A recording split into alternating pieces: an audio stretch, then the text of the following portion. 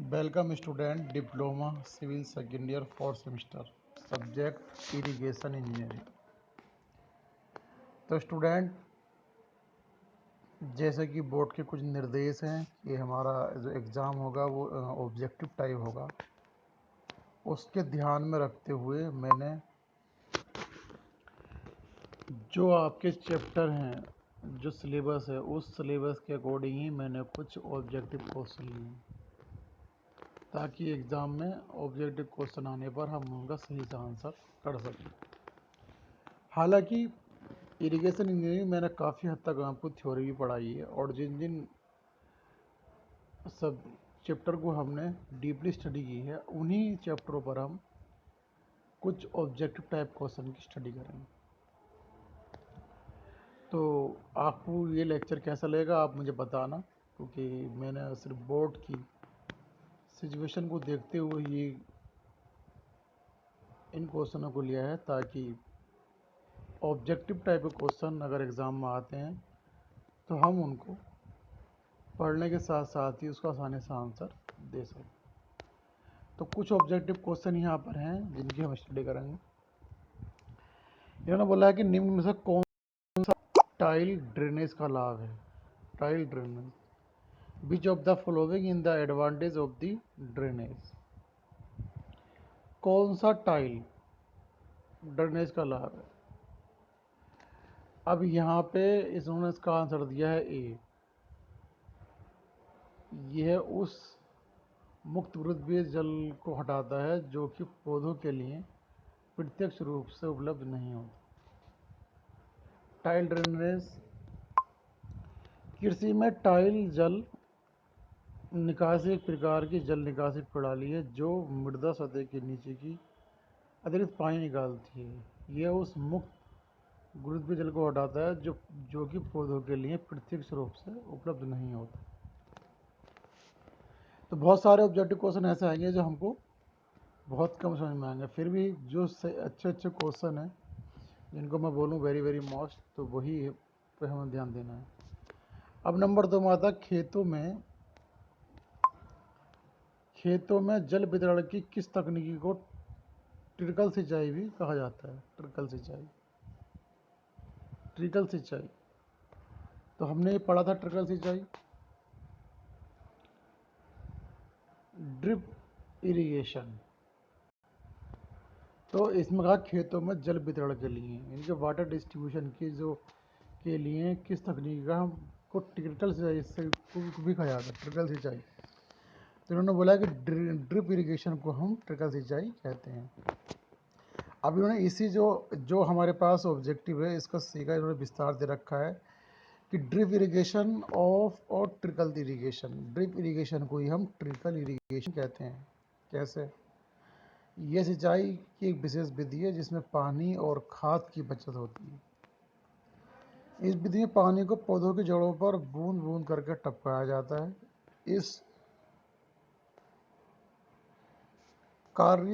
इस कार्य के लिए वाल्व, पाइप, नालियों तथा एमीटर का नेटवर्क लगाना पड़ता है। इसे टपक सिंचाई या बूंद बूंद सिंचाई भी कहते हैं। नंबर 3, जलोढ़ बाढ़ के मैदानों में बहने वाली इनमें से कौन सी नदी जलोढ़ द्वीपों के चारों ओर से 2 या 2 से अधिक चैनलों में बहती है। Which of the following rivers in alluvial flood plains flow in the 2 or more channels around the alluvial slant? तो जल बाढ़ के मैदान में बहने वाली इनमें से कौन सी नदी जलोढ़ द्वीपों के चारों ओर से 2 या 2 से अधिक चैनलों में बहती है। B, braided river. जलोढ़ बाढ़ मैदानों में बहने वाली ब्रेडिड नदी जलोढ़ द्वीपों के चारों ओर में से 2 या 2 से अधिक चैनलों में बहती है। अब यहाँ पे इन्होंने क्वेश्चन लिया है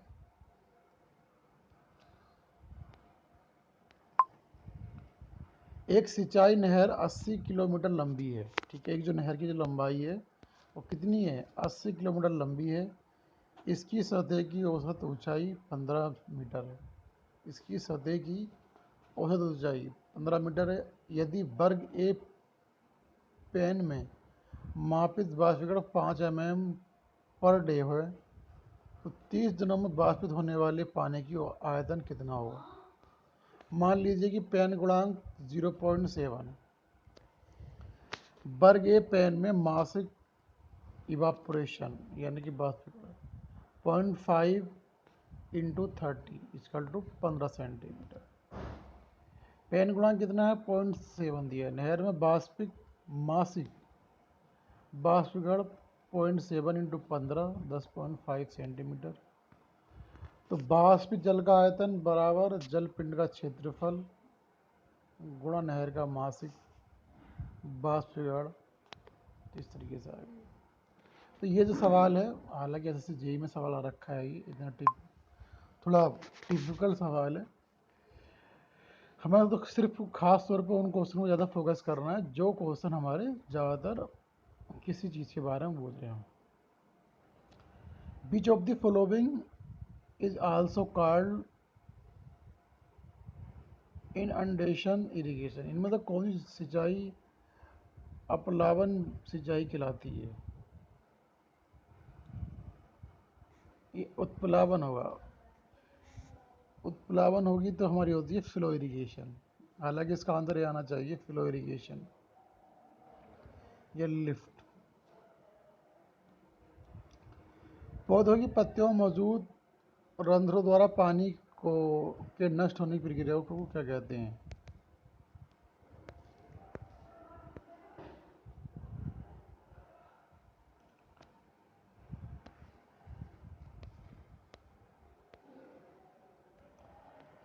अब हमारे पास क्वेश्चन था कि पौधों के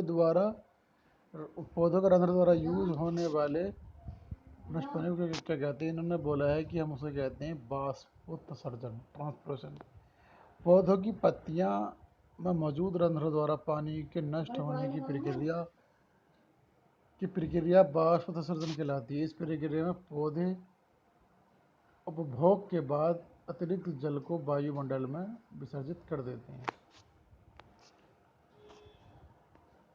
गुरुत्व प्रवाह के माध्यम से भूमि को सिंचित करने की विधि कहलाती है। Irrigation water add to the land by the means gravity flow indicate the which of the following types of irrigation. कहने का सेंस ये है कि गुरुत्व प्रवाह के माध्यम से भूमि को सिंचाई करने की विधि कहलाती है। ड्रिप सिंचाई, प्रवाह सिंचाई, लिफ्ट इरिगेशन या स्प्रिंकलर इरिगेशन। स्प्रिंकलर छिड़काव हो गई, लिफ्ट हो गई, ड्रिप भी लगा। बी होगा इसका फ्लो इरिगेशन। फ्लो इरिगेशन का मतलब आप समझ रहे हैं, यानी कि हमारे पास कोई ऊंचा तल है और यहाँ हमारे पास बहुत ज़्यादा पानी है। अब हमारा खेत का लेवल अगर ये होगा तो पानी आसानी के साथ यहाँ से यहाँ पर बहने लगेगा, तो ये कहलाता है हमारा फ्लो इरिगेशन। तो ये very very most important question है, क्वेश्चन नंबर 7 जो मैंने बताया। तो ये आप समझ सकते हैं, हालांकि मैं इसको डिफाइन पहले भी लेक्चरों में कर चुका हूँ, फ्लो इरिगेशन क्या होता है, लिफ्ट क्या होता है, मगर फिर भी देखो एग्ज़ाम में आया, देखो NWD जेईई में क्वेश्चन रखा 2019 में। इन्होंने बोला है कि गुरुत्व प्रवाह के माध्यम से जब भूमि की सिंचाई करते हैं तो वो कहलाता है हमारे पास फ्लो इरिगेशन। अब यहाँ पे कुछ उन्होंने डेफिनेशन दे रखी है इसकी। फ्लो इरिगेशन क्या होता है। फ्लो इरिगेशन को नहर सिंचाई भी कहते हैं, क्योंकि नहर के जरिए फ्लो इरिगेशन हम करते हैं। इस सिंचाई में पानी को किसी भी जड़ पर पानी उठाना नहीं पड़ता है और पानी गुरुत्वाकर्षण में से बहता हुआ, गुरुत्वाकर्षण यानी कि ग्रेविटेशनल फोर्स के कारण बहता हुआ खेतों में पहुंच जाता है। इस सिंचाई से जल सोर्स से जो मुख्यतः नहीं होती हैं, पानी नहर व पुलों द्वारा ठोसों तक पहुंचाया जाता है। जब सिंचाई क्षेत्र नहर के तल से ऊपर होता है तो वहाँ पर अब क्या है, कुछ सिंचाई क्षेत्र ऐसे होते हैं कि जो हमारे पास थोड़े ऊंचे होते हैं। जब ऊंचे होते हैं तो वहाँ पर हमें लिफ्ट इरिगेशन यूज़ करना पड़ता है या छिड़काव सिंचाई, जिससे पानी कुछ ऊंचाई में सब सीधा पौधों की बूंदों की भांति गिराया जाता है। इस प्रकार की सिंचाई के लिए खेतों में पंप बिछाए जाते हैं जिसके ऊपर नोजल लगी हो रहती है। पाइपों के दाब पर पानी भेजा जाता है जो उपयुक्त नोजलों से छिड़ककर बौछार के रूप में फसलों पर पड़ता है। अब देखो, ये लिफ्ट इरिगेशन था और फ्लो इरिगेशन था, इसमें बहुत सारे पार्ट उन्होंने और टाइप के भी दे दिए।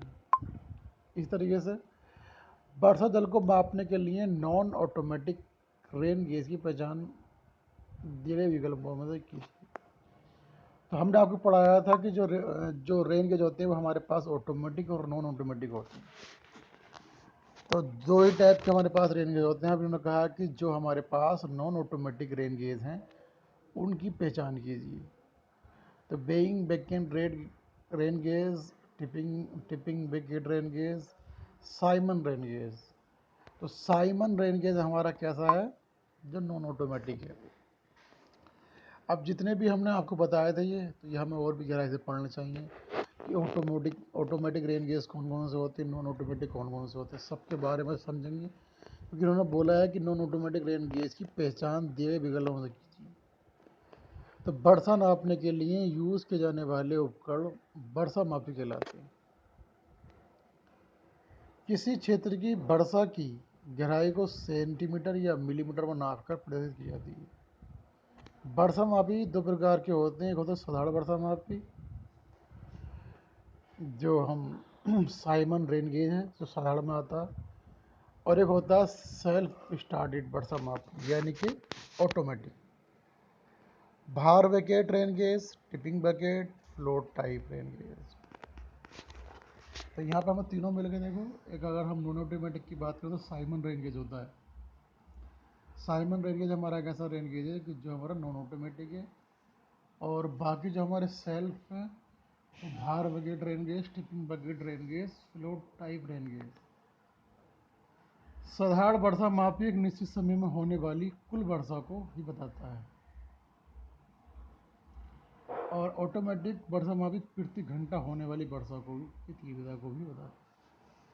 साधारण वाला जो हमारे पास है जो साइमन रेन गेज है, तो साइमन रेन गेज के जरिए सिर्फ क्या करेंगे हम, एक वर्षा मापी एक निश्चित समय में होने वाली कुल वर्षा को भी बताएगा। और संतुलित वर्षा मापी प्रति घंटा होने वाली वर्षा की तीव्रता को भी बताता है। किस विधि में वर्षा के रूप में पानी को वायु में सिंचाई जाता है। किस विधि में वर्षा के रूप में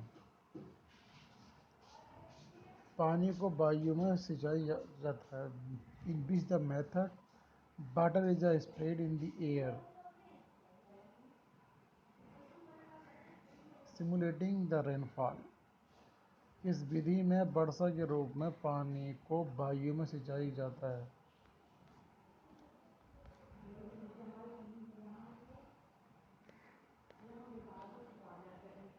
किस विधि में वर्षा के रूप में, ठीक है, हाँ, इधर कहा है किस विधि में वर्षा के रूप में पानी को सिंचाई जाता है। मतलब ऐसी कौन सी विधि है कि जो हमें ऐसा लगता है बारिश हो रही है। बारिश का मतलब होता है हमारा कि हम वहाँ पे छिड़काव का मतलब होता है स्प्रिंकलर। छिड़काव यहाँ लिख रखा है, छिड़काव स्प्रिंकलर इरीगेशन। स्प्रिंकलर इरीगेशन ऐसा होता है कि जो हमें एक बारिश की तरह दिखाई देता है। फसल कुछ समय की हो जाने पर की गई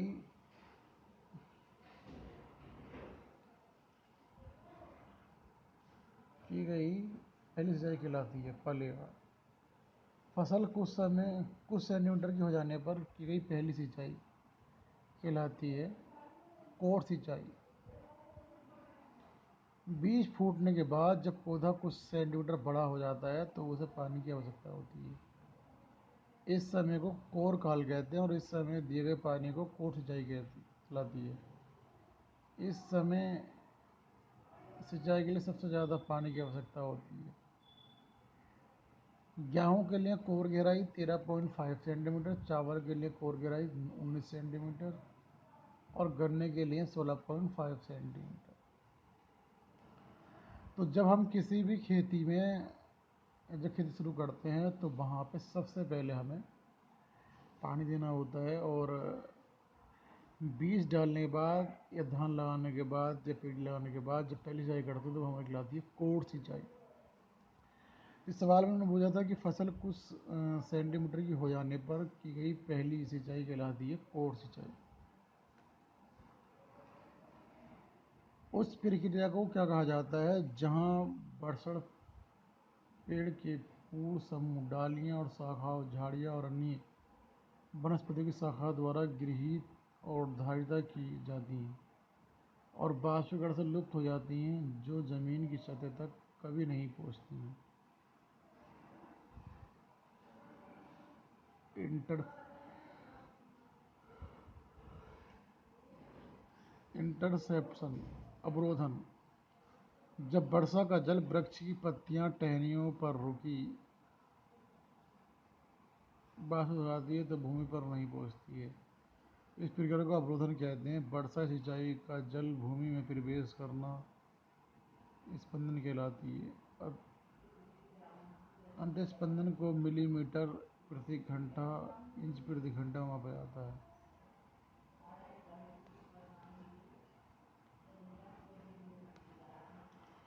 एक वितरण प्रणाली द्वारा वितरित सिंचाई पानी के परिमाण से प्रणाली में डाले गए पानी के अनुपात को आमतौर पर क्या कहा जाता है? सिंचाई में किसी वितरण प्रणाली द्वारा दिए गए जल और वितरण प्रणाली में प्रस्तावित जल का अनुपात जल परिवहन दक्षता कहलाता है। जल क्षेत्र द्वारा संचित जल की मात्रा और वास्तविक रूप से डाले गए जल की मात्रा का अनुपात जल संप्रयोग दक्षता कहलाता है। अब ऐसे इन्होंने बोला कि पत्तीदार फसल के लिए सतही सिंचाई की सर्वोत्तम विधि अपनाइए। पत्तीदार फसल है, ठीक है। अब इन्होंने बोला है कि कुंड या झुर्री सिंचाई, पूरा एंड द कोरक्शन इरिगेशन। पत्तीदार फसल के लिए सतही सिंचाई की सर्वोत्तम विधि अपनाइए तो फ्यूरो यानी कुंड या झुर्री सिंचाई। पत्तीदार फसल के लिए कुंड और झुर्री सिंचाई विधि अपनाई जाती है। कुंड की माप तथा आकार फसल की पत्तियां तथा फसल के प्रकार पर निर्भर करती हैं। ढाल भूमि के लिए तो भूमि ढाल द्वारा तो उनके लिए मुक्त प्रवाह सिंचाई सर्वोत्तम हो रहता है। तो चेक सिंचाई पर पारगम्य भूमि पर फसल की सिंचाई के लिए उपयुक्त है। 70% गीलापन का सूचकांक का मतलब है इंडेक्स ऑफ वर्षा में कमी बराबर 100% माइनस गीलापन सूचकांक।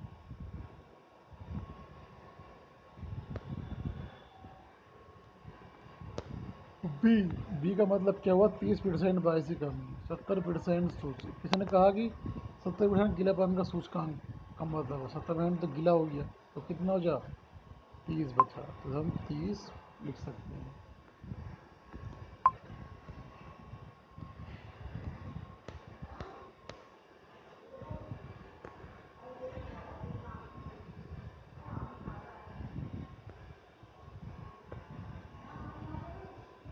अब क्वेश्चन आता है वह प्रक्रम जिसके द्वारा पौधे अपनी नमी को जलवाष्प के रूप में पत्तियों के जरिए निकाल देते हैं। वह प्रक्रम जिसके द्वारा पौधे अपनी नमी को जलवाष्प के द्वारा, तो ये वाष्प उत्सर्जन होता है, ठीक है। अब आप यहाँ इस चीज़ समझ लें, बहुत बचपन से पढ़ते हुए आ रहे हैं। वाष्प उत्सर्जन वह क्रिया होती है कि जब पेड़ पौधे अपना भोजन ग्रहण करते हैं, ठीक है। वाष्प उत्सर्जन पेड़ द्वारा जल प्रयोग करने के बाद जलों को पत्ते द्वारा निकालने की प्रक्रिया को वाष्प उत्सर्जन कहते हैं। तो जब पेड़ पौधे अपने क्या करते हैं, जड़ों से पानी लेते हैं, उसके बाद वो पेड़ पत्ते के जरिए बाहर को छोड़ देते हैं, वो हमारा कहलाता है ट्रांसपिरेशन, यानी कि वाष्प उत्सर्जन। वाष्प जैसे कोई तालाब होता है, वहाँ बाँस बनती है और बाँस ऊपर की ओर जाती है, फिर बादल बनते हैं, फिर बरसात होती है। ऐसे ही क्या करते हैं पेड़ पौधे ज़मीन से पानी तो सोखते हैं, फिर वो पेड़ पत्तों के जरिए वो बाहर की ओर निकाल देते हैं। तो वाष्प उत्सर्जन क्या होता है कि पेड़ पौधे द्वारा जल प्रयोग करने के बाद जल को पत्ते द्वारा निकालने की प्रक्रिया को वाष्प उत्सर्जन कहते हैं। झीलों, जलाशय, नदियों से कुछ पानी भाप बनकर उन्हें वायुमंडल में चला जाता है, इस प्रक्रिया को वाष्पीकरण कहते हैं। जितने भी तालाब, झीलें और नदियाँ हैं, उनका कुछ पानी भाप बनकर वायुमंडल में चला जाता है। इस प्रक्रिया को हम बाष्पीकरण कहते हैं और वाष्प उत्सर्जन कहते हैं, जो पेड़ पौधों द्वारा जल यूज करके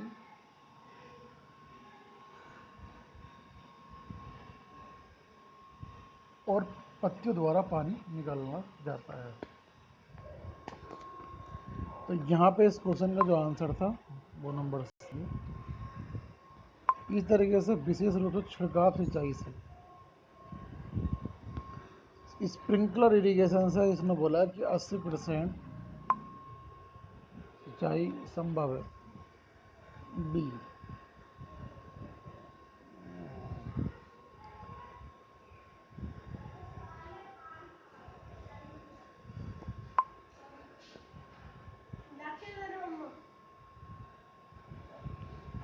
छिड़काव सिंचाई सिस्टम उपयुक्त होती है, ये कह रहे हैं sprinkler irrigation the system is suitable when. छिड़काव सिंचाई प्रणाली जो है वो कहाँ ज़्यादातर यूज होती है? तो यह आप सब जानते हैं, छिड़काव का मतलब होता है कि जब हमारे पास छिड़काव सिंचाई, हमारे पास क्या है, एक एरिया है और यहाँ हमारी पास ऐसी फसल है कि हम चाहते ही हैं कि यहाँ पे जो पानी पानी हो, तो हम बहुत फुहारों के ज़रिए डालना चाहते हैं। तो छिड़काव इरिगेशन में क्या करेंगे हम,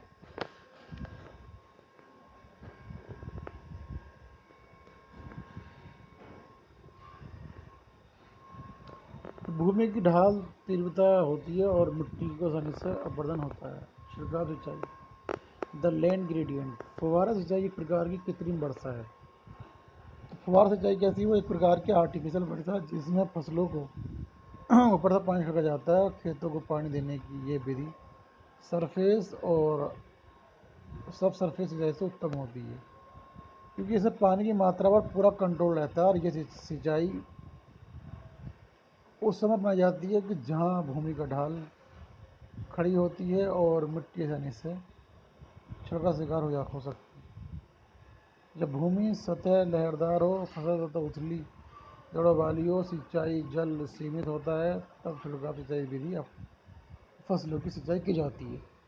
तो छिड़काव विधाई विधि जो होती है बहुत महंगी होती है, कॉस्टली होती है, मगर इसका हम वहीं यूज़ करते हैं जहाँ पर खेती हमारी ऐसी हो जो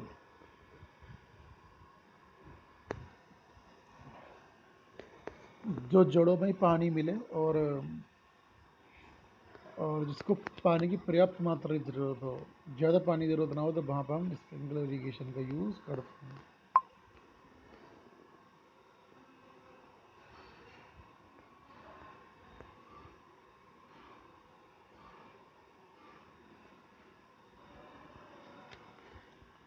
अब ये क्वेश्चन देखिएगा इसमें कि सिंचाई इंजीनियरिंग यानी कि अभियांत्रिकी मूल रूप से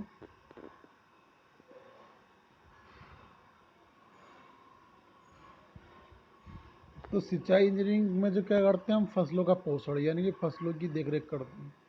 तो हम लिख सकते हैं, देखो कितना सिंपल क्वेश्चन इन्होंने दिया है। सिंचाई इंजीनियरिंग मूल रूप से उद्देश्य से जल की आपूर्ति का से संबंध रखता है। तो सिंचाई इंजीनियरिंग क्या है, वो न तो उद्योग से रखती है, ना हमारी नेविगेशन से, ना ऑर्गेनाइजेशन से। फसलों का पोषण, जो फसलों के भोजन के रखरखाव में। सिंचाई का संबंध इंजीनियरिंग तथा कृषि दोनों क्षेत्रों से है और नदियाँ तथा अन्य सोर्स से पानी निकाल कर खेतों तक पहुँचाने का कार्य सिंचाई इंजीनियरिंग कहलाता है। इसका मूल उद्देश्य फसलों का पोषण कराना होता है और फसल को उचित समय पर आवश्यक मात्रा में उत्तम ढंग से पानी देने की व्यवस्था करना कृषि विज्ञान का भाग होता है। बढ़ती हुई फसल के कुछ कृषि क्षेत्र में जल को फसल के बगल में कुंड द्वारा बहाया जाता है, ये क्रिया कहलाती है। बढ़ती हुई फसल के कुछ कृषि क्षेत्र में जल को फसल के बगल में कुंड द्वारा बहाया जाता है, ये क्रिया कहलाती है।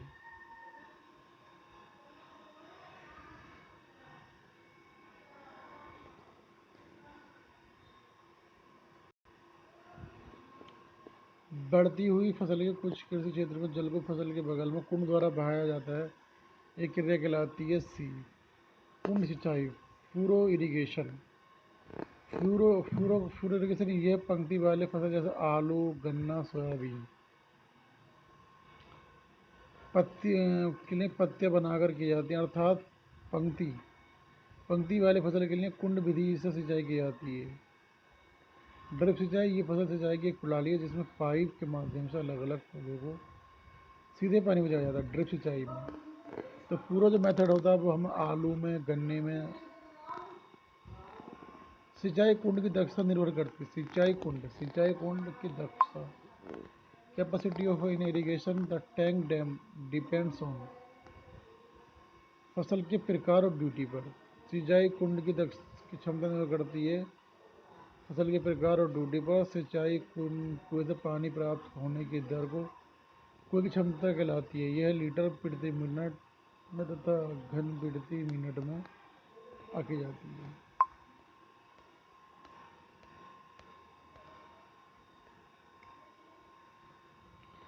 निम्नलिखित में कौन सी छिड़काव सिंचाई की मुख्य सीमाएं नहीं है?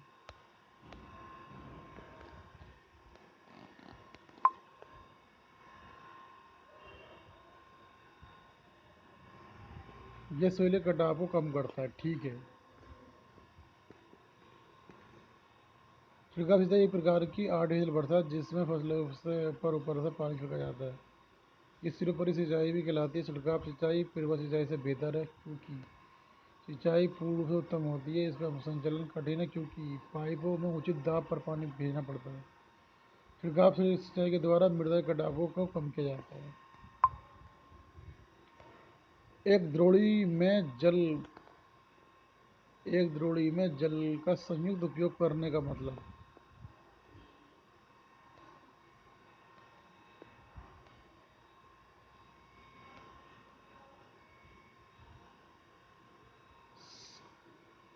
एक द्रोणी में जल का संयुक्त उपयोग करने का मतलब सतही तथा भूमिगत पानी के सोर्सों का संयुक्त उपयोग। सतही तथा भूमिगत पानी के सोर्सों का द्रोणी में जल का संयुक्त उपयोग होता है।